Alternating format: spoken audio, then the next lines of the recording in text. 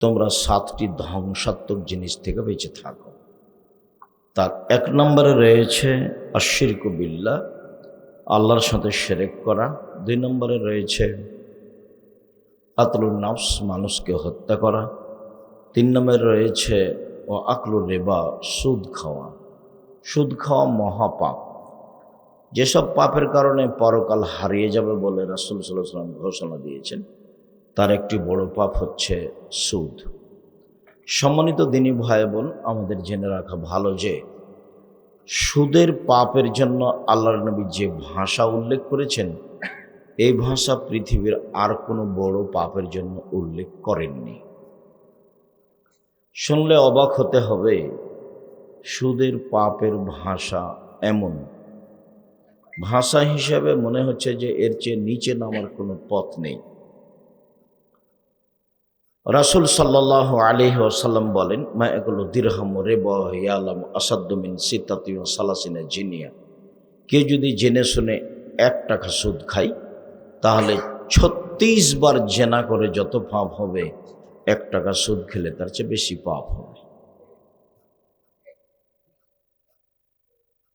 আবু হুরায়রা রাদিয়াল্লাহু তাআলা আনহু বলেন, রাসূল সাল্লাল্লাহু আলাইহি ওয়াসাল্লাম বলেছেন, আর রিবা সাবুনা জুজান আইসারাহা ইনকারুল উম্মাহু।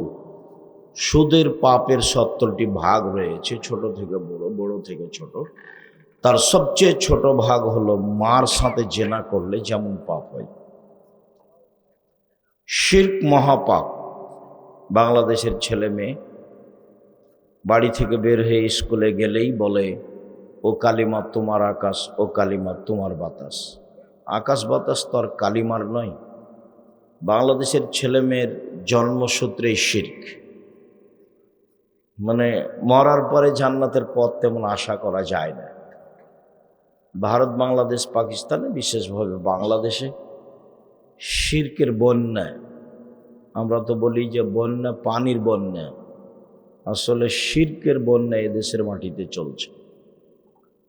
যার কারণে আমি এদেশের কে মানুষ শিক্ষিত আমি কোনোদিন হিসাব নিয়ে আসতে পারিনি।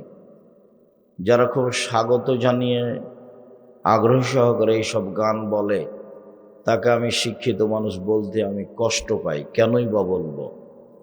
ঠাকুর বাঙালিদের শত্রু, ঠাকুর মুসলমানের শত্রু, ঠাকুর ঢাকা বিশ্ববিদ্যালয়ের শত্রু।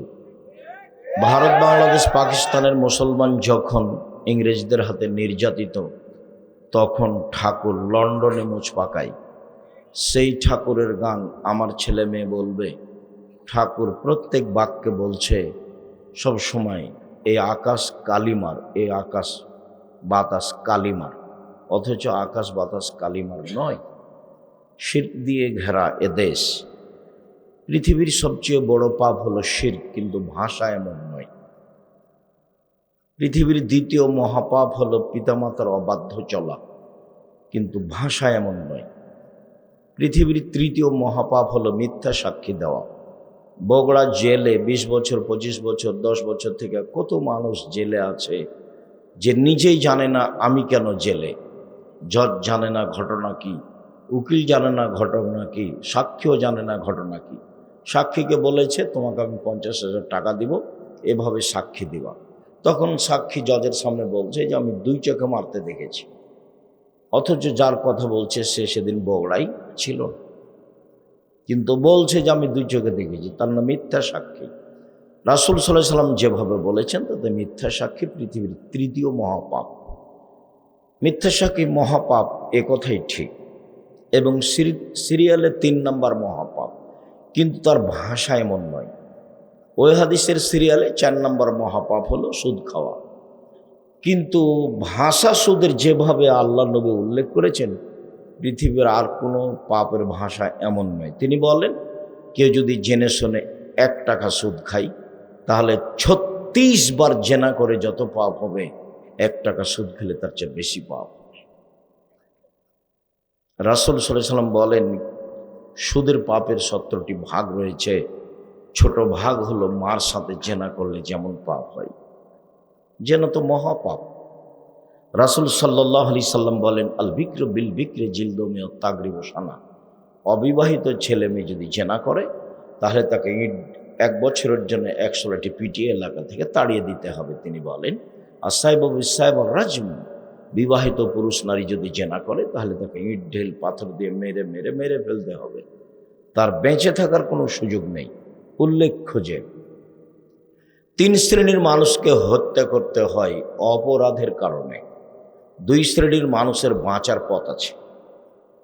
3 শ্রেণীর মানুষকে অপরাধের কারণে সরকারিভাবে হত্যা করতে হয়। 2 শ্রেণীর মানুষের বাঁচার পথ আছে, 1 শ্রেণীর মানুষের বাঁচার পথ নেই।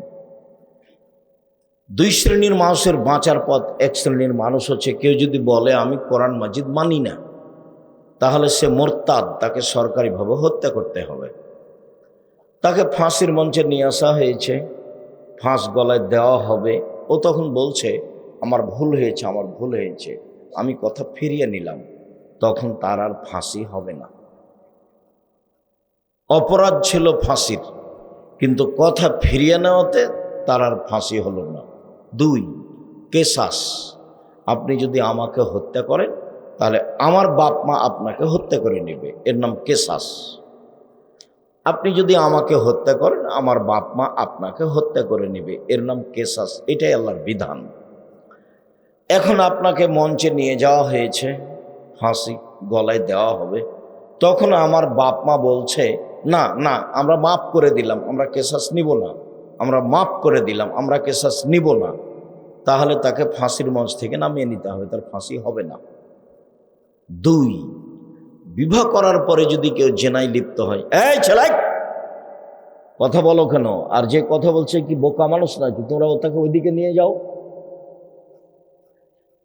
যারা আপনারা দেখতে পাচ্ছেন, যারা দেখতে পাচ্ছেন না, দয়া করে মুখ বন্ধ করে রাখবেন কিছুক্ষণ। রাত গভীর হয়েছে, এই কথা ঠিক, প্রতিষ্ঠান তো আপনাদের। এখানে কি কেউ এত থেকে রংপুর থেকে লোক আসছে, কেউ কে এসেছে চট্টগ্রাম থেকে, এলাকারই লোক। প্রতিষ্ঠান আপনাদের। ধৈর্যের পরিচয় দিতে হবে। ধৈর্য কি? ধৈর্য কি ঘোড়ার ডিম নাকি? আর আপনাকে আমি কষ্ট দিব এই জন্য আসিনি। আর আমি যখন কথা বলবো তখন আপনি কিছু প্রয়োজনীয় কাজ করবেন, এটা তো আমি ঘৃণা করি। আমি আপনার জন্য এসেছি। আর কেউ কথা বলবেন না, আমি কারো কথা শুনতে চাই না। মোবাইলে কথা বলবেন না, এখন কোনো প্রয়োজনীয় কথা বলবেন না। আপনার কথার তো আমার কাছে 5 পয়সা দাম নাই, তা আপনার আমি কথা বলার সুযোগ দেবো কেন? আমি তো আপনার কথা শুনতে আসিনি। আর আপনি গল্প করবেন, আমি শুনবো, এই জন্য আমি আসিনি। দয়া করে সব কাজ বন্ধ করে কিছুক্ষণ অপেক্ষা করুন। বলছিলাম, সম্মানিত দিনী ভাই বোন, বিবাহ করার পরে যদি কেউ জেনা করে তাহলে তাকে হত্যা করতে হবে, তাকে বাঁচানোর কোনো পথ পৃথিবীতে নেই। 1 মিনিট।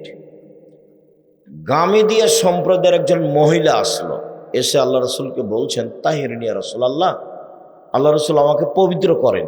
অপরাধী মহিলা আল্লাহ রসুলকে এসে বলছেন যে আমাকে পবিত্র করেন। তো আল্লাহ রসুল বলছেন যে ইরজেই, বাড়ি ফিরে যাও, আস্তাগফিরুল্লাহ, আল্লাহর নিকটে ক্ষমা চাও, ও তুবি ইলাইহি, তুমি তওবা করো, পাপ ক্ষমা হয়ে যাবে। তখন মহিলা উত্তরে বলছে তুরাদেদনি কামারাদাতা মাইজ ইবনে মালিক। ও, মাইজ ইবনে মালিকের বিচার না করে ফিরিয়ে দিয়েছিলেন, সেইভাবে আপনি আমাকে ফিরিয়ে দিতে চাচ্ছেন?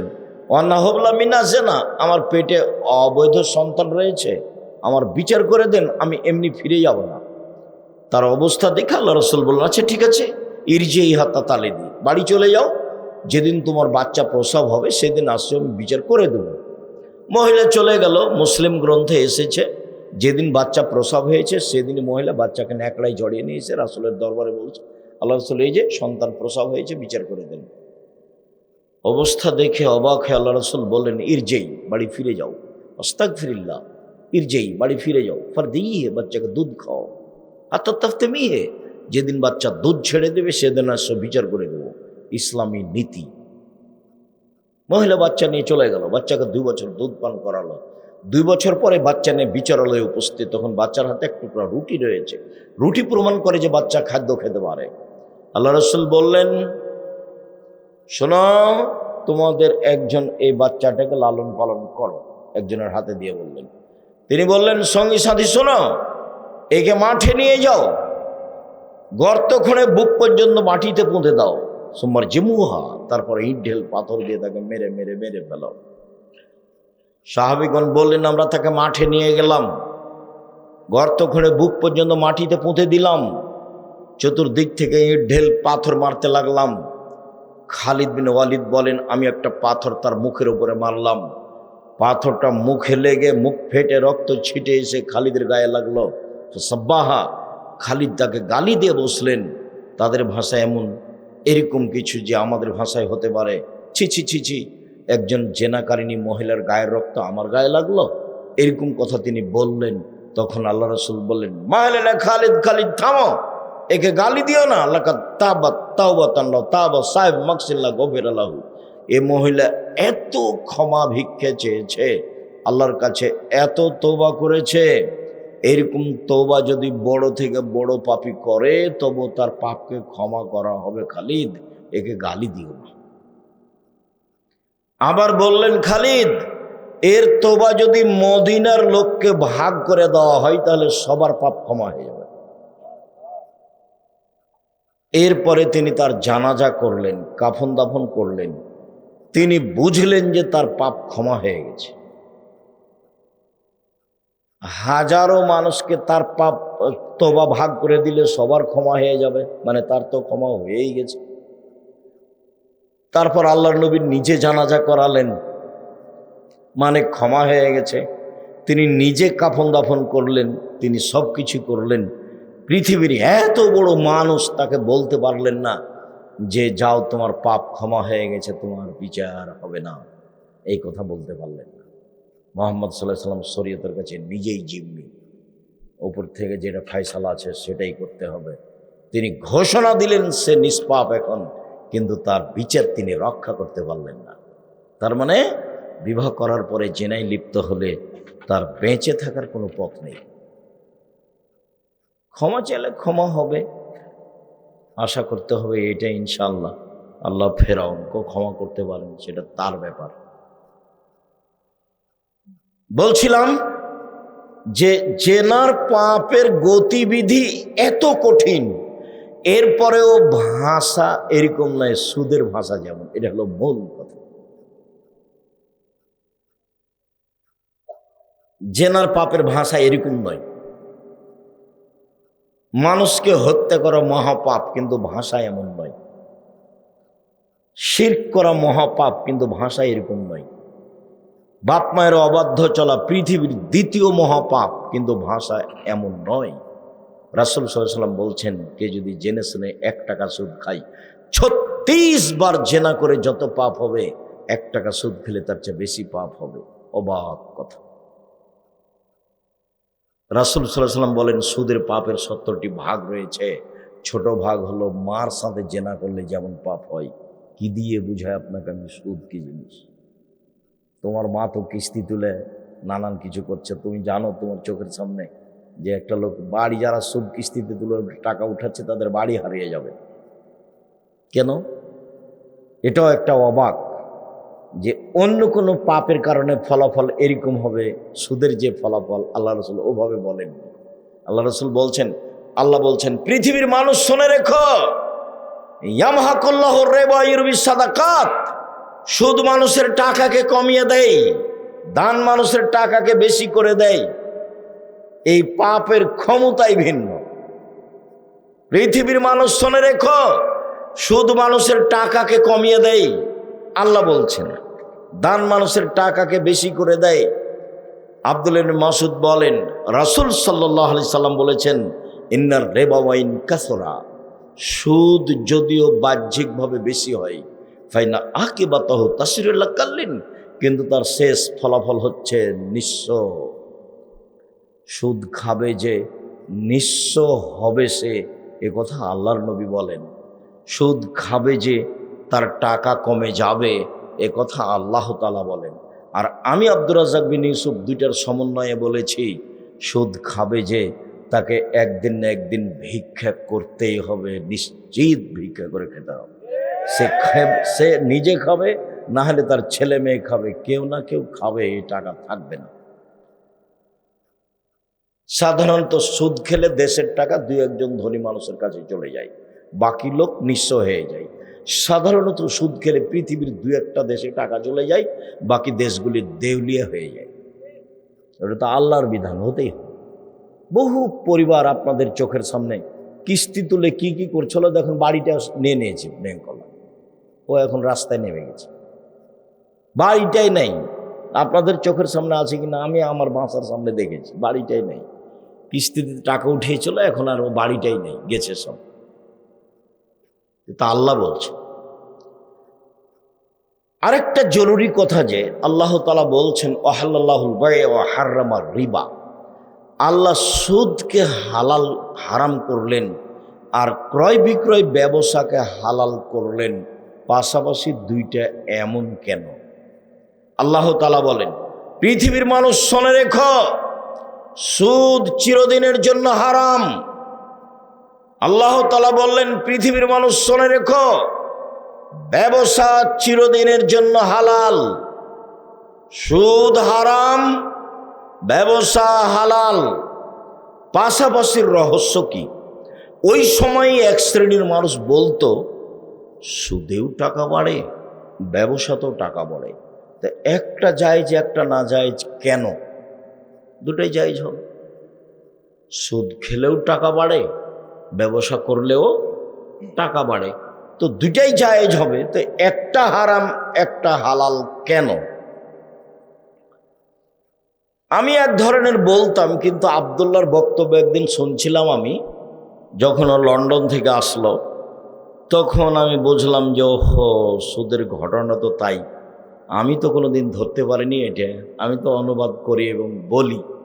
রহস্য হলো এই যে টাকার জন্ম হয়েছে বিনিময়ে ব্যবহারের জন্য। আল্লাহ মুদ্রাকে সৃষ্টি করেছেন বিনিময়ে ব্যবহার করার জন্য। আমি এই টিস্যু বক্সটা নিয়েছি, বিনিময়ে 30 টাকা দিয়েছি, তো আমার টাকাটা এইটার বিনিময়ে ব্যবহার হলো। আমি 10 কেজি চাউল কিনেছি, বিনিময়ে আমি রিয়াল দিয়েছি। আমি 20 কেজি গম কিনেছি, বিনিময়ে আমি ডলার দিয়েছি। তাহলে বিনিময়ে ব্যবহার হওয়ার জন্য কিসের জন্ম হয়েছে? টাকার, মুদ্রার। তো এখন যদি কেউ টাকা দিয়েই টাকা নেয়, তাহলে কি বিনিময় হলো? তো যেই জিনিসটা হুবাহু কম বেশ হয়, কমবেশ হয়, এর নাম সুদ, তার নাম জুলুম। যখন মানুষ টাকা দিয়ে টাকা নেবে, তখন টাকার উপরে জুলুম করা হবে। আল্লাহ টাকাকে যে জন্য সৃষ্টি করেছেন, তখন আর সেই মানে টাকা থাকতে পারলো না, তখন ওই লোকটা টাকার উপরে জুলুম করলো। আর যার উপরে জুলুম করা হবে সে থাকতে পারে না, সে একদিন যাবেই। আমাদের বিএনপির সভাপতির চেয়ারম্যান, দায়িত্বশীল মানুষ, এখানে এসেছেন, আপনারা যদি তাকে সম্মান না করে এমনি কোথাও বসতে দেন নিচে, তাহলে মনে করবে যে আমাকে তো সম্মান করলো না। তখন ধীরে ধীরে উনি কী করবেন? চলে যাবেন, কেটে পড়বেন। কেননা তিনি বুঝতে পারছেন যে আমাকে অপমান করা হলো। টাকা যখন বুঝতে পারবে টাকা যে আমাকে অপমান করা হলো, তখন টাকা আর সেখানে থাকবে না। খুব ভালোভাবে মনে রাখতে হবে, টাকার জন্ম হয়েছে কিসের কারণে? বিনিময়ে ব্যবহারের জন্য। বোঝা যায় না কথা মনে? টাকার জন্ম কেন হয়েছে? বিনিময়ে ব্যবহারের জন্য। এইটা দিয়ে আরেকটা নিতে হবে, এইটা দিয়ে আরেকটা নিতে হবে। যখন আপনি টাকা দিয়ে টাকা নেবেন, তখন কি আল্লাহ তাকে যে জন্য সৃষ্টি করেছেন সেটা কি হলো? সেটা হলো না, তখন আর থাকতে পারবে না, তখন একদিন না একদিন চলে যাবে। তাই আল্লাহ বলছেন, ইয়ামহাকুল্লাহু রিবা, সুদ মানুষের টাকাকে কমিয়ে দেয়, দান মানুষের টাকাকে বেশি করে দেয়। আল্লাহ রাসূল বলছেন, পৃথিবীর মানুষ শুনে রেখো, যদিও সুদ বাহ্যিকভাবে বাড়ে, কিন্তু তার শেষ পরিণতি হচ্ছে নিঃস্ব। আমি শতদিন বলেছি যে কোরআন এবং হাদিসের সমন্বয়ে ফলাফল হলো যে যারা সুদ খায় তাকে একদিন না একদিন ভিক্ষা করে খেতে হবে, সে মাঠে নেমে যাবে, কোনো পথ থাকবে না। কোটি কোটি টাকা লোন নিয়ে ব্যবসা করতে হবে না। এইভাবে উপার্জনের পথ 4টে। 1, দিনমজুরি, সন্ধ্যায় টাকা শেষ, ঝামেলাও শেষ। 2, চাকরি, 25 দিনে টাকা শেষ হয় সাধারণত, 5 দিন ধার কর্জ করে চলে। ব্যতিক্রম চাকরি আছে, কিন্তু সাধারণত চাকরির টাকা শেষ হয় কয়দিনে? 25 দিন। 3, জমি চাষ সমান সমান না হয় লস, এই হলো জমি চাষের ফল। 4, ব্যবসা। তখন আল্লাহ রসুল বললেন আত্তাজির আস-সাদুক আল আমিন এখনো ইয়ামাল কিয়ামা মা শুহাদা সিদ্দিকুন আল আম্বিয়া, সত্যবাদী বিশ্বস্ত ব্যবসায়ীরা বিচারের মাঠে নবীগণের সাথে জান্নাতে থাকবে। এই আবার কেমন কথা? এটাও তো অবাক। কেমন অবাক শোনেন। একজন সাহাবী রাসূল সাল্লাল্লাহু আলাইহি সাল্লামের কাছে রাতে ওযুর পানি আর মেশক নিয়ে গেছেন। উনি বলছেন যে ফাআতাইতুহু বিওযুইন ওয়া হাজাতিহি, তার ওযুর পানি এবং তার প্রয়োজনীয় জিনিস মেশাক কিছু আমি নিয়ে গেলাম। তিনি এটা দেখে এত খুশি হলেন, খুশি হয়ে আমাকে বলছেন সালমা শেতা, আমি তোমার কাজে খুব খুশি হয়েছি, চাও যা চাইবার চাও। মালিকেরা অধীনস্থ লোককে এভাবে বলে খুব খুশি হলে। যখন একটা ছোট কর্মচারী আহমদ জি উপস্থিত, আহমদ জি উপস্থিত বলার সাথে সাথে দৌড়িয়েছে উপস্থিত। আর একটা কর্মচারী খালেদ নেই, খালেদ নেই, খালেদ নেই। কিছুক্ষণ পরে এসে বলছে স্যার ডাকছিলেন আমাকে। এই যে তোর হবে না রে, তুই যা। তো মুহাম্মদ সাল্লাল্লাহু আলাইহি সাল্লাম তার অধীনস্থ লোকটার প্রতি খুশি হয়েছেন, খুশি হয়ে বলছেন সালমা শেতা, তোমার যা ইচ্ছা চাও, আমি খুব খুশি হয়েছি তোমার এই কাজে। তখন সাহাবী বলছেন আসআলুকা মুরাফাকাতাকা ফিল জান্নাহ, আপনার সাথে জান্নাতে থাকতে চাই। আল্লাহ রাসূল বুঝতে পারেননি যে এই কথা বলবে। আল্লাহ রাসূল তার গায়েবের খবর জানেন না। মহল্লা সাহেব এসে নাই আপনাদের সামনে এমন বক্তব্য দিলেন, বক্তব্যতে বললেন যে কে বলছে হাত তুলে দোয়া করা যাবে না। কত হাদিস আছে, বই পুস্তক খুলে দেখালেন। কেউ যদি বলতো যে মুফতি ফাইজুল্লাহ হাটহাজারী চট্টগ্রাম আজ থেকে নিয়ে 50 বছর আগে বলেছে নামাজের পরে হাত তুলে দোয়া করা বিদাত, স্পষ্ট শরীয়তে, এই উজ্জ্বল শরীয়তে জামাতবদ্ধভাবে হাত তুলে দোয়া করার কোনো হাদিস নাই, জাল হাদিস নাই, ভুয়া হাদিস নাই, বানানো হাদিস নাই। পৃথিবীর কোনো বিদ্বান বলেনি নামাজের পরে হাত তুলে দোয়া করতে হবে। বড় হানাফি মুফতি ফাইজুল্লাহ হাটহাজারী চিটাগাং, আমাদের বলার কি দরকার?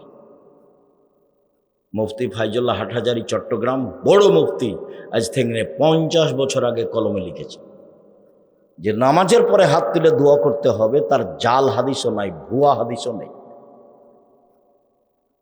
হাদিসই নেই, মানে জাল যে ভুয়াও নাই। এখন কি হাদিস খুলে দেখালেন, আল্লাহ ভালো জানে। তো মুফতি ফাইজুল্লাহ হাটহাজারীর বইয়ের সাথে বাহাস করলে হয়, বই তো আছেই, উনি কলমে লিখে গেছে। আর বোখারি ওনারা পড়ান, বোখারিতে এক জায়গাতে বাব বাঁধা আছে, অধ্যায় অনুচ্ছেদ উল্লেখ করা আছে, ইমামকেও সূরা ফাতিহা পড়তে হবে, মুক্তাদিকেও পড়তে হবে, নীরবে কেরাত হলেও পড়তে হবে, সরাবে কেরাত হলেও পড়তে হবে, একাই থাকলেও পড়তে হবে, জামাতবদ্ধ থাকলেও পড়তে হবে। বোখারি, ইমাম বোখারি এইভাবে উল্লেখ করেছেন, সূরা ফাতিহা একাই থাকলেও পড়তে হবে, জামাতে থাকলেও পড়তে হবে, ইমাম হলেও পড়তে হবে, মুক্তাদি হলেও পড়তে হবে, সরাবে হলেও পড়তে হবে, নীরবে হলেও পড়তে হবে। তো বাহাস খোলা মাঠে না করে ইমাম বুখারীর সাথে করলেই তো হয়। খোলা মাঠে না করে ইমাম বুখারীর সাথে করলে হয় না? ইমাম বুখারীর সাথে বাহাস করবেন, ইমাম বুখারীর বিরুদ্ধে বই লিখে ভরে দিবেন, আর একবারে খোলা মাঠে আপনার দিবে কি, এটাকে বলছিল ফেসবুক, ফেসবুকে দেখে আমি ইমাম বুখারীর বিরুদ্ধে লিখে দিলাম, আমি ইমাম বুখারীর বিরুদ্ধে লিখে দিলাম, দিন রাত পোস্ট দিবে ইমাম বুখারীর বিরুদ্ধে, ইমাম বুখারীর বিরুদ্ধে, ইমাম বুখারীর বিরুদ্ধে, দিন রাত পোস্ট দিবে, যেভাবে চলছে দুনিয়া। আর বলবে মুফতি ফাইজুল্লাহ হাটহাজারীর চিটাগাংয়ের বিরুদ্ধে বললাম, মুফতি ফাইজুল্লাহ হাটহাজারী চিটাগাংয়ের বিরুদ্ধে বললাম, তাহলে তো হয়। আল্লাহর নবী গায়েবের খবর জানতেন না, এটাই চূড়ান্ত। আল্লাহর নবী গায়েবের খবর জানতেন না, এটাই চূড়ান্ত। সাহাবী কি বলবে রাসূলের জানা ছিল না। আল্লাহ রাসূল আমভাবে বলে দিয়েছেন তোমার যা ইচ্ছা তাই চাও।